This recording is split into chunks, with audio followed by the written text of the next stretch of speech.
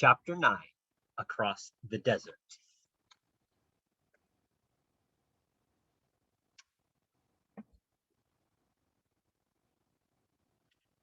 How dreadful, how perfectly dreadful, Whimpered Lasserly. oh, darling, I am so frightened. I'm shaking all over. Feel me. Come on, Said Aravis, who was trembling herself. they've gone back to the new palace. Once we're out of this room, we're safe enough. But it's wasted a terrible time. Get me down to the water gate as quick as you can.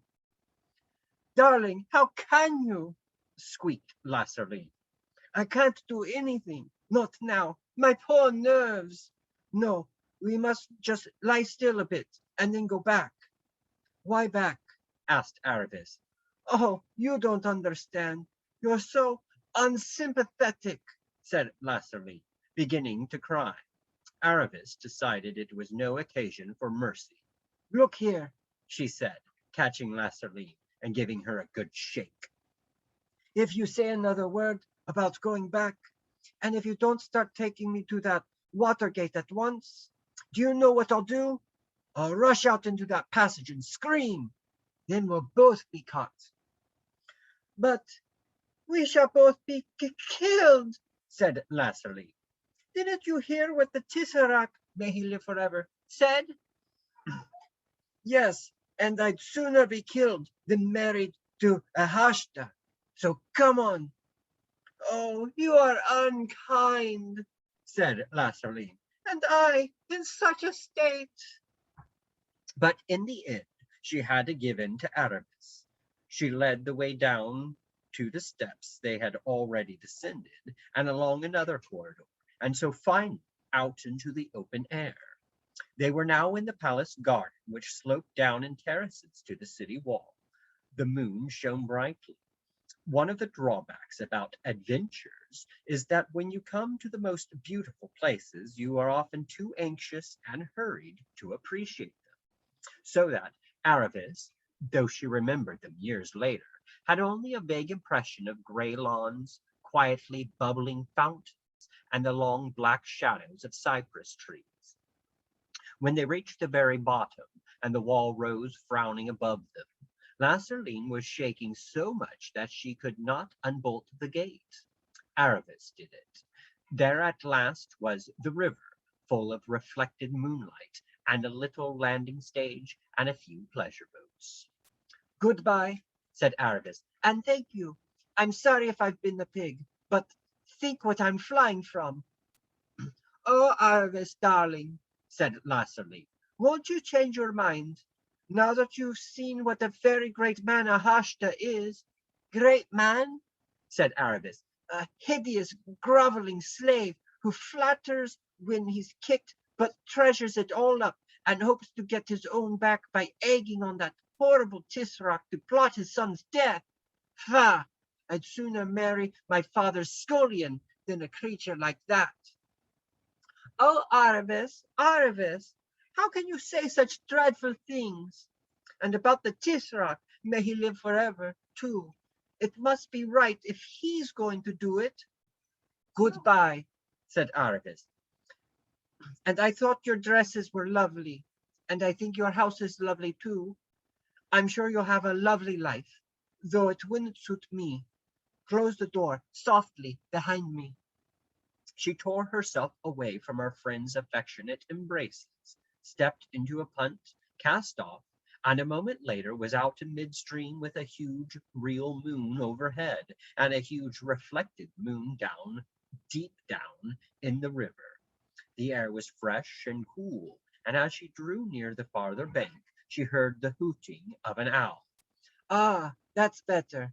Thought Aravis. She had always lived in the country, and hated every minute of her time in Tashbaan.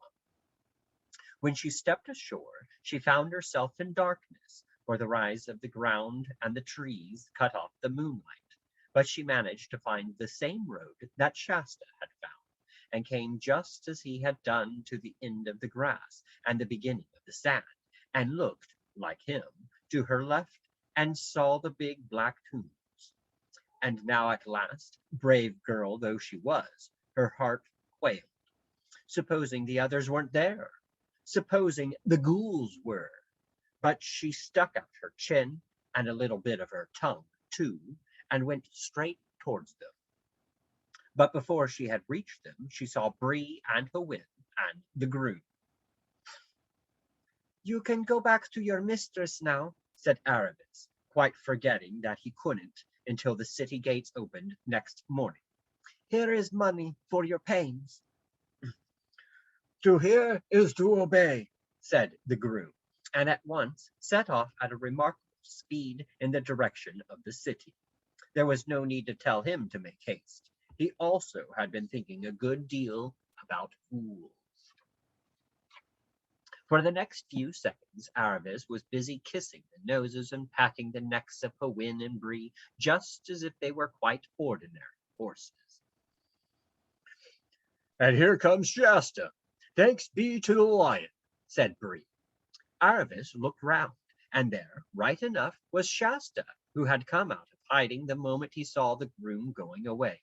And now, said Aravis, there's not a moment to lose. And in hasty words she told them about Rabadash's expedition. Treacherous hounds, said Bree, shaking his mane and stamping with his hoof. An attack in time of peace, without defiance sent. But we'll grease his oats for him. We'll be there before he is. Can we? said Aravis, swinging herself into Hywin's saddle. Shasta wished he could mount like that. Broo-hoo, snorted Bree. Up you get, Shasta. Can we? And with a good start, too. He said he was going to start at once, said Aravis. That's how humans talk, said Bree. But you don't get a company of 200 horse and horsemen watered and victualed and armed and saddled and started all in a minute. Now, what's our direction? Due north? No, said Shasta. I know about that. I've drawn a line. I'll explain later. Bear a bit to our left. Both you horses. Ah, here it is. Now, said Bree, all that about galloping for a day and a night, like in stories, can't really be done. It must be walk and trot, but brisk trots and short walks. And whenever we walk, you two humans can slip off and walk too. Now, are you ready, Hywin? Off we go. Narnia and the North. At first, it was delightful. The night had now been going on for so many hours that the sand had almost finished giving back all the sun heat it had received during the day, and the air was cool, fresh, and clear. Under the moonlight, the sand, in every direction, and as far as they could see, gleamed as if it were smooth water or a great silver tray. Except for the noise of Bree's and Hywin's hoofs, there was not a sound to be heard. Shasta would nearly have fallen asleep if he had not had to dismount and walk every now and then. This seemed to last for hours. Then there came a time when there was no longer any moon. They seemed to ride in the dead darkness for hours and hours, and after that there came a moment when Shasta noticed that he could see Bree's neck and head in front of him a little more clearly than before, and slowly, very slowly, he began to notice the vast gray flatness on every side. It looked absolutely dead, like something in a dead world, and Shasta felt quite terribly tired and noticed that he was getting cold and that his lips were dry. And all the time the squeak of the leather, the jingle of the bits, and the noise of the hoofs, not property, as it would be on a hard road, but thuppity on the dry sand. At last, after hours of riding, far away on his right, there came a single long streak of paler gray, low down on the horizon. Then a streak of red. It was morning at last, but without a single bird to sing about it. He was glad of the walking bits now, for he was colder than ever. Then suddenly the sun rose, and everything changed in a moment. The gray sand turned yellow and twinkled as if it were strewn with diamonds. On their left, the shadows of Shasta and Hywin and Bree and Aravis, enormously long, raced beside them. The double peak of Mount Pyre, far ahead, flashed in the sunlight, and Shasta saw they were a little out of the course. A bit left, he sang out. Best of all, when you looked back, Tashbaan was already small and remote. The tombs were quite invisible, swallowed up in that single jagged-edged hump which was the city of the Tisserag. Everyone felt better, but not for long. Though Tashbaan looked very far away when they first saw it, it refused to look any further away as they went on. Shasta gave up looking back at it, for it only gave him the feeling that they were not moving at all. Then the light became a nuisance. The glare of the sand made his eyes ache, but he knew he mustn't shut them. He must screw them up and keep on looking ahead at Mount Pyre and shouting out directions. Then came the heat. He noticed it for the first time when he had to dismount and walk. As he slipped down to the sand, the heat from it struck up into his face, as if from the opening of an oven door. Next time it was worse, but the third time, as his bare feet touched the sand, he screamed with pain and got one foot back in the stirrup and the other half over Bree's back before you could have said knife. Sorry, Bree, he gasped. I can't walk. It burns my feet. Of course, panted Bree. Should have thought of that myself. Stay on. Can't be helped. It's all right for you, said Shasta to Aravis, who was walking beside Hwin. You've got shoes on. Aravis said nothing and looked prim. Let's hope she didn't mean to, but she did.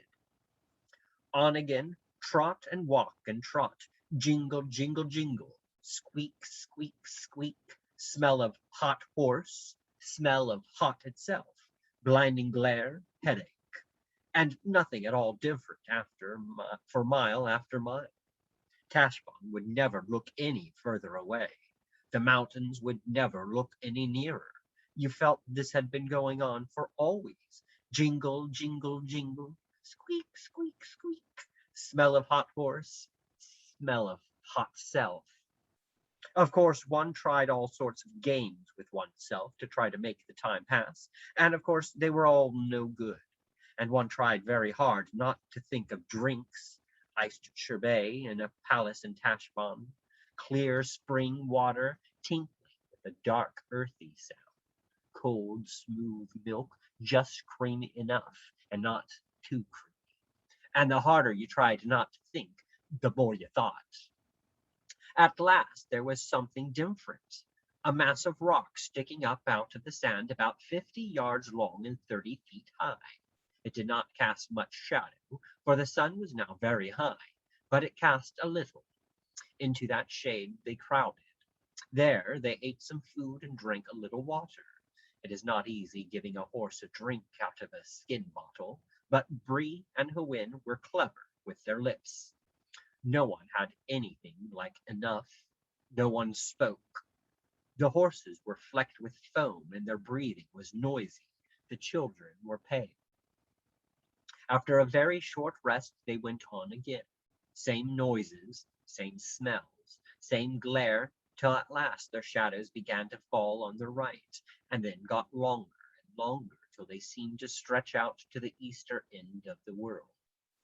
Very slowly, the sun drew nearer to the western horizon, and now at last he was down, and, thank goodness, the merciless glare was gone, though the heat coming up from the sand was still as bad as ever. 4 pairs of eyes were looking out eagerly for any sign of the valley that Salopad the raven had spoken about. But mile after mile, there was nothing but level sand. And now the day was quite definitely done, and most of the stars were out, and still the horses thundered on, and the children rose and sank in their saddles, miserable with thirst and weariness.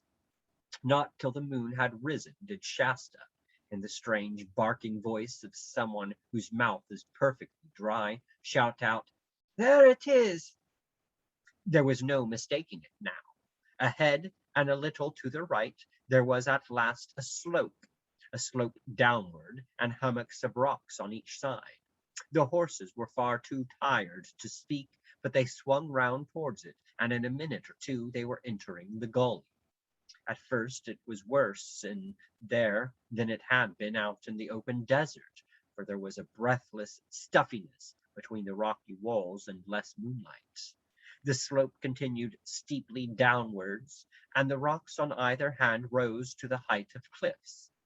Then they began to meet vegetation, prickly cactus-like plants, and coarse grass of the kind that would prick your fingers. Soon the horse hoofs were falling on pebbles and stones instead of sand. Round every bend of the valley, and it had many bends, they looked eagerly for water.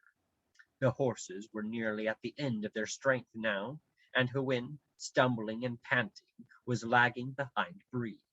They were almost in despair before at last they came to a little muddiness and a tiny trickle of water through softer and better grass. And the trickle became a brook, and the brook became a stream with bushes on each side, and the stream became a river, and there came, after more disappointments than I could possibly describe, a moment when Shasta, who had been in a kind of doze, suddenly realized that Bree had stopped and found himself slipping off. Before them, a little cataract of water poured into a broad pool, and both the horses were already in the pool with their heads down, drinking, drinking, drinking. Oh, said Shasta, and plunged in. It was about up to his knees, and stooped his head right into the cataract. It was perhaps the loveliest moment in his life. It was about 10 minutes later when all four of them, the two children, wet nearly all over, came out and began to notice their surroundings. The moon was now high enough to peep down into the valley. There was soft grass on both sides of the river, and, beyond the grass, trees and bushes sloped up to the bases of the cliffs. There must have been some wonderful flowering shrubs hidden in that shadowy undergrowth, for the whole glade was full of the coolest and most delicious smells. And out of the darkest recess among the trees there came a sound Shasta had never heard before, a nightingale. Everyone was much too tired to speak or to eat. The horses, without waiting to be unsaddled, lay down at once. So did Aravis and Shasta. About 10 minutes later, the careful Hywin said, "But we mustn't go to sleep. We've got to keep ahead of that Rabadash." No, said Bree very slow. Mustn't go to sleep. Just a little rest. Shasta knew, for a moment, that they would all go to sleep if he didn't get up and do something about it, and felt that he ought to. In fact, he decided that he would get up and persuade them to go on. But presently, not yet, not just yet. Very soon the moon shone, and the nightingale sang over two horses and two human children, all fast asleep. It was Aravis who awoke first. The sun was already high in the heavens, and the cool morning hours were already wasted. "It's my fault," she said to herself furiously, as she jumped up and began rousing the others. "One wouldn't expect horses to keep awake after a day's work like that, even if they can talk. And of course that boy wouldn't. He's had no decent training, but I ought to have known better." The others were dazed and stupid with the heaviness of their sleep. "Hi ho, broo!" said Bree. "Been sleeping in my saddle, eh? I'll never do that again. Most uncomfortable." "Oh, come on," said Aravis. "We've lost half the morning already. There isn't a moment to spare." "A fellow's got to have a mouthful of grass," said Bree. "I'm afraid we can't wait," said Aravis. "What's the terrible hurry?" said Bree. "We've crossed the desert, haven't we?" "But we're not in Archenland yet," said Aravis, "and we've got to get there before Rabadash." Oh, we must be miles ahead of him, said Bree. Haven't we been coming a shorter way? Didn't that raven friend of yours say this was a shortcut, Shasta? He didn't say anything about shorter, answered Shasta. He only said better, because you got to a river this way. If the oasis is due north of Tashbun, then I'm afraid this may be longer. Well, I can't go on without a snack, said Bree. Take my bridle off, Shasta. Please, said Hwin, very shyly. I feel just like Bree that I can't go on. But when horses have humans with spurs and things on their backs, aren't they often made to go on when they're feeling like this? And then they find they can. I mean, oughtn't we be able to do even more now that we're free? It's all for Narnia. I think, ma'am, said Bree very crushingly, that I know a little more about campaigns and forced marches and what a horse can stand than you do. To this, Hwin made no answer, being, like most highly bred mares, a very nervous and gentle person who was easily put down. In reality, she was quite right, and if Bree had had a tartan on his back at that moment to make him go on, he would have found that he was good for several hours hard going. But one of the worst results of being a slave and being forced to do things is that when there is no one to force you anymore, you find you have almost lost the power of forcing yourself. So they had to wait while Bree had a snack and a drink, and of course Hwin and the children had a snack and a drink too. It must have been nearly 11 o'clock in the morning before they finally got going again. And even then, Bree took things much more gently than yesterday. It was really Hwin, though she was the weaker and more tired of the two, who set the pace. The valley itself, with its brown, cool river and the grass and moss and wild flowers and rhododendrons, was such a pleasant place that it made you want to ride slowly.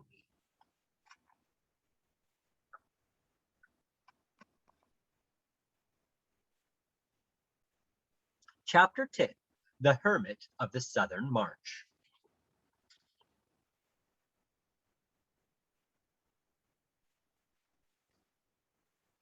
After they had ridden for several hours down the valley, it widened out and they could see what was ahead of them. The river which they had been following here joined a broader river, wide and turbulent, which flowed from their left to their right, towards the east. Beyond this new river, a delightful country rose gently in low hills, ridge beyond ridge, to the northern mountains themselves. To the right there were rocky pinnacles, one or two of them with snow clinging to the ledges. To the left, pine-clad slopes, frowning cliffs, narrow gorges, and blue peaks stretched away as far as the eye could reach. Shasta could no longer make out Mount Pyre. Straight ahead, the mountain range sank to a wooded saddle, which, of course, had to be the pass from Archerland into Narnia. Broo!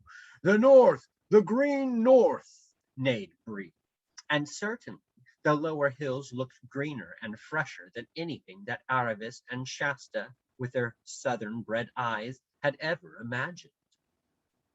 Spirits rose as they clattered down to the water's meet of the two rivers. The eastern flowing river, which was pouring from the higher mountains at the western end of the range, was far too swift and too broken with rapids for them to think of swimming it. But after some casting about, up and down the bank, they found a place shallow enough to wade. The roar and clatter of water, the great swirl against the horses' fetlocks, the cool, stirring air, and the darting dragonflies filled Shasta with a strange excitement. Friends, we are in Archenland, said Bree proudly, as he splashed and churned his way out on the northern bank. I think that river we've just crossed is called the Winding Arrow. I hope we're in time, murmured Hwin. Then they began going up, slowly and zigzagging a good deal, for the hills were steep. It was all open park-like country with no roads or houses in sight. Scattered trees, never thick enough to be a forest, were everywhere. Shasta, who had lived all his life in an almost treeless grassland, had never seen so many or so many kinds. If you had been there, you would probably have known, he didn't, that he was seeing oaks, beeches, silver birches, rowans, and sweet chestnuts. Rabbits scurried away in every direction as they advanced, and presently they saw a whole herd of fallow deer making off among the trees. Isn't it simply glorious? Said Aravis. At the first ridge, Shasta turned in the saddle and looked back. There was no sign of Tashbaan. The desert, unbroken except by the narrow green crack down which they had traveled, spread to the horizon.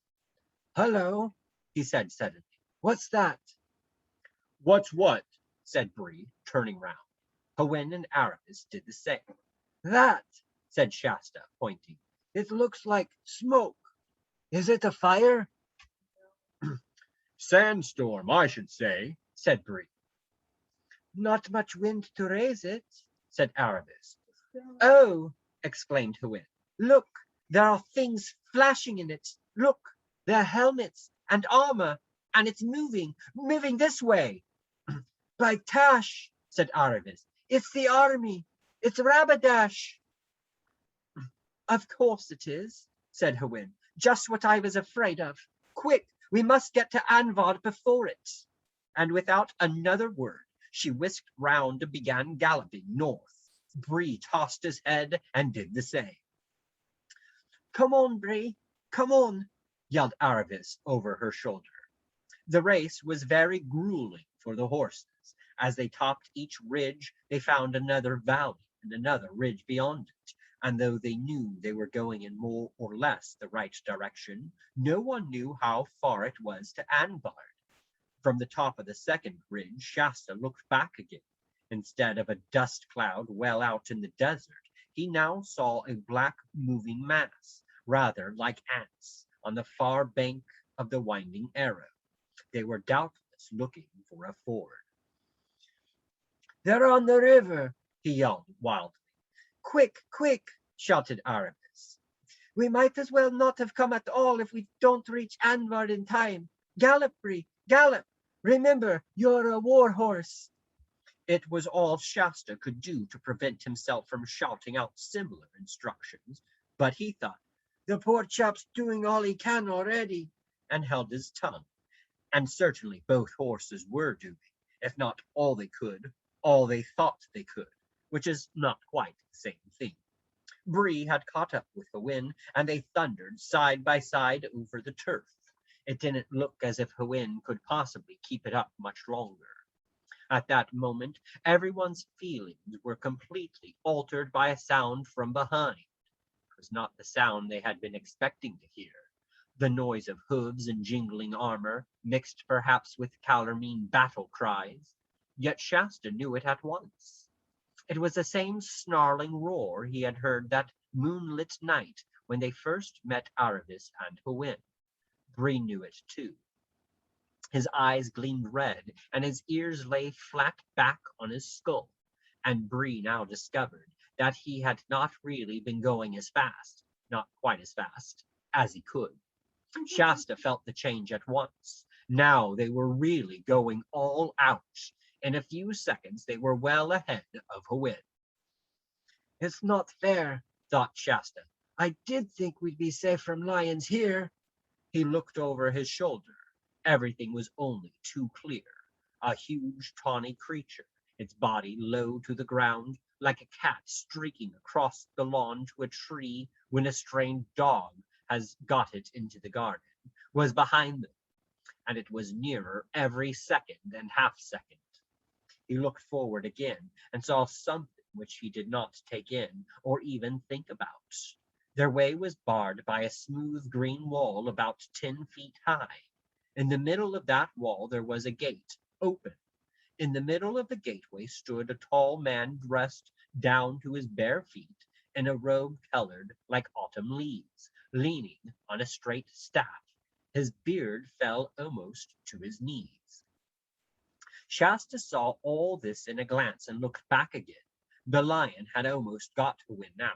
It was making snaps at her hind legs, and there was no hope now in her foam-flecked, wide-eyed face. "Stop!" bellowed Shasta in Bree's ear. "Must go back! Must help!"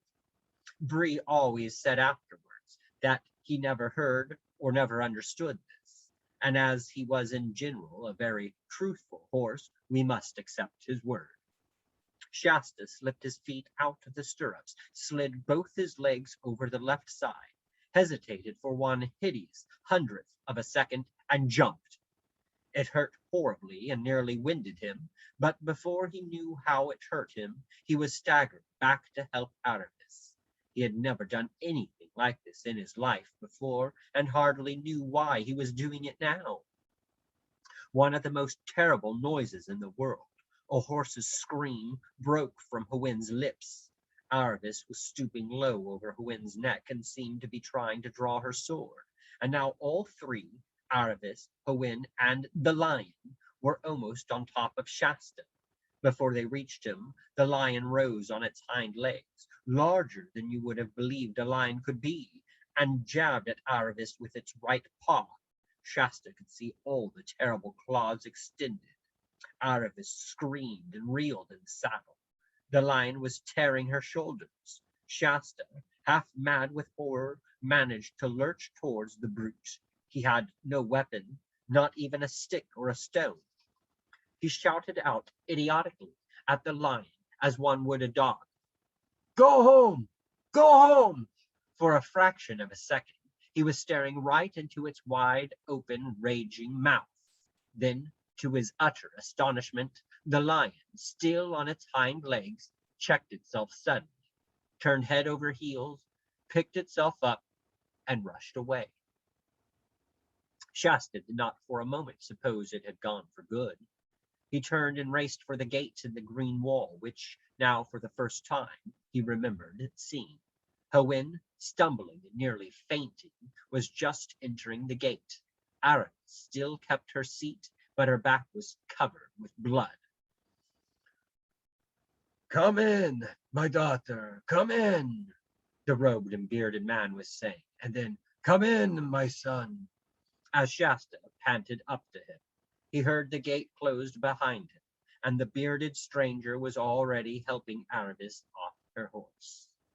They were in a wide and perfectly circular enclosure, protected by a high wall of green turf. A pool of perfectly still water, so full that the water was almost exactly level with the ground, lay before him. At one end of the pool, completely overshadowing it with its branches, there grew the hugest and most beautiful tree that Shasta had ever seen. Beyond the pool was a little low house of stone, roofed with deep and ancient thatch. There was a sound of bleating, and over at the far side of the enclosure there were some goats. The level ground was completely covered with the finest grass.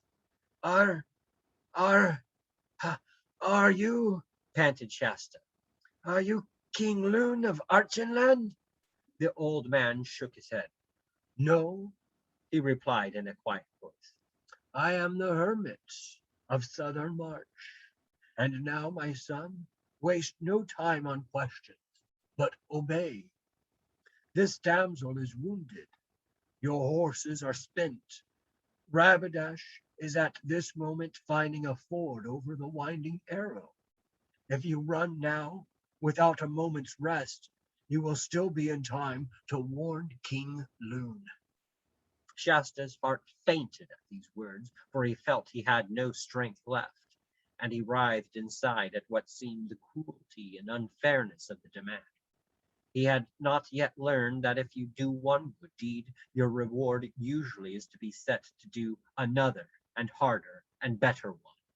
But all he said out loud was, Where is the king? The hermit turned and pointed with his staff. Look, He said, there is another gate, right opposite to the one you entered by. Open it and go straight ahead. Always straight ahead. over level or steep, over smooth or rough, over dry or wet. I know by my art that you will find King Loon straight ahead. But run, run, always run. Shasta nodded his head, ran to the northern gate, and disappeared beyond it. Then the hermit took Aravis, whom he had all this time been supporting with his left arm, and half led, half carried her into the house. After a long time he came out again. Now, cousins, He said to the horses, it is your turn. without waiting for an answer, and indeed they were too exhausted to speak, he took the bridles and saddles off both of them. Then he rubbed them both down, so well that a groom in a king's stable could not have done it better. There, cousins, he said, dismiss it all from your minds and be comforted. Here is water, and there is grass. You shall have a hot mash when I have milked my other cousins, the goats. Sir, Said Hwin, finding her voice at last. will the Tarkina live? Has the lion killed her? I know, I who know many present things by my arts, Replied the hermit with a smile. have yet little knowledge of things future. Therefore I do not know whether any man or woman or beast in the whole world will be alive when the sun sets tonight. But be of good hope. The damsel is likely to live as long as any of her age.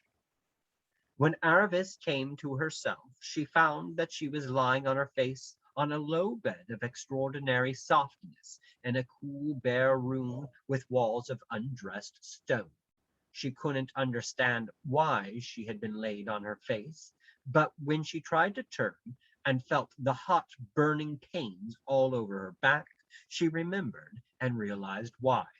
She couldn't understand what delightfully springy stuff the bed was made of, because it was made of heather, which is the best bedding, and heather was a thing she had never seen or heard of.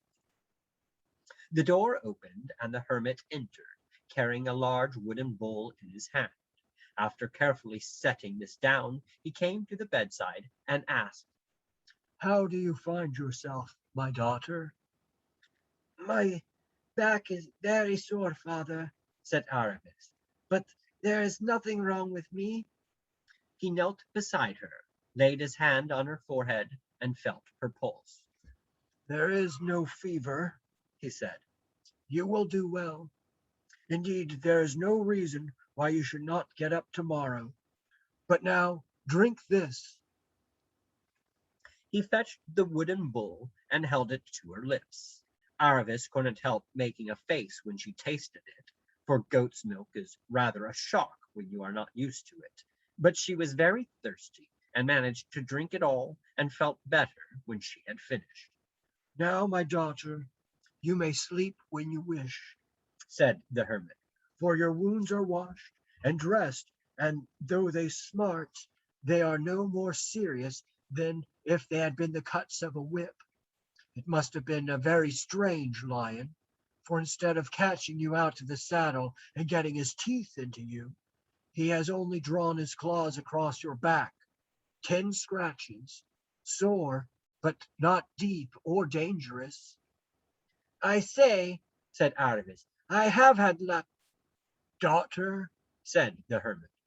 I have now lived 109 winters in this world, and have never yet met any such thing as luck.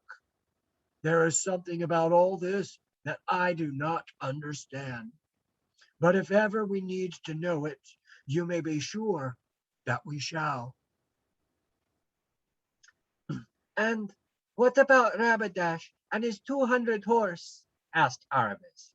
They will not pass this way, I think, Said the hermit. They must have found a ford by now, well to the east of us. From there, they will try to ride straight to Anvard. Poor Shasta, Said Aramis. has he far to go? Will he get there first? There is good hope of it. said the old man. Aravis lay down again on her side this time and said, Have I been asleep for a long time? It seems to be getting dark. the hermit was looking out of the only window, which faced north. This is not the darkness of night, He said presently. the clouds are falling down from Stormness Head. Our foul weather always comes from there in these parts. There will be thick fog tonight. Next day, except for her sore back, Aravis felt so well that after breakfast, which was porridge and cream, the hermit said she could get up. And of course she at once went out to speak to the horses. The weather had changed, and the whole of that green enclosure was filled like a great green cup with sunlight. It was a very peaceful place, lonely and quiet. Hywin at once trotted across to Aravis and gave her a horse kiss. But where's Bree? Said Aravis, when each had asked after the other's health and sleep. Over here, over there. Said Hywin, pointing with her nose to the far side of the circle. And I wish you'd come and talk to him. There's something wrong. I can't get word out of him. They strolled across and found Bree lying with his face towards the wall, and though he must have heard them coming, he never turned his head or spoke a word. Good morning, Bree, Said Aravis. how are you this morning? Bree muttered something that no one could hear. The hermit says that Shasta probably got to King Lune in time, Continued Aravis. so it looks as if all our troubles are over. Narnia, at last, Bree. I shall never see Narnia. Said Bree in a low voice. Aren't you well, Bree dear? Said Aravis. Bree turned round at last, his face mournful, as only a horse's can be. I shall go back to Calamin. He said. What? Said Aravis. Back to slavery? Yes, Said Bree. slavery is all I'm fit for. How can I ever show my face among the free horses of Narnia? I, who left a mare and a girl and a boy to be eaten by lions while I galloped all I could to save my own wretched skin. We all ran as hard as we could. Said Hywin. Shasta didn't, Snorted Bree. at least he ran in the right direction, ran back. That is what shames me most of all. I, who called myself a war horse and boasted of 100 fights, to be beaten by a little human boy, a child, a mere foal, who had never held a sword, nor had any good nurture or example in his life. I know, Said Aravis. I felt just the same. Shasta was marvelous. I'm just as bad as you, Bree. I've been snubbing him and looking down on him ever since you met us, and now he turns out to be the best of us all. But I think it would be better to stay and say we're sorry than to go back to Calamin. It's all very well for you, said Bree. You haven't disgraced yourself, but I've lost everything. My good horse, Said the hermit, who had approached them unnoticed because his bare feet made so little noise on that sweet, dewy grass. my good horse, you've lost nothing but your self-conceit. No, no, cousin, don't put back your ears and shake your mane at me. If you are really so humbled as you sounded a minute ago, you must learn to listen to sense. You're not quite the great horse you had come to think from living among poor dumb horses. Of course, you were braver and cleverer than them. You could hardly help being that. It doesn't follow that you'll be anyone very special in Narnia. But as long as you know you're nobody special, you'll be a very decent sort of horse, on the whole, and taking one thing with another. And now If you and my other four-footed cousin will come round to the kitchen door, we'll see about the other half of that mash.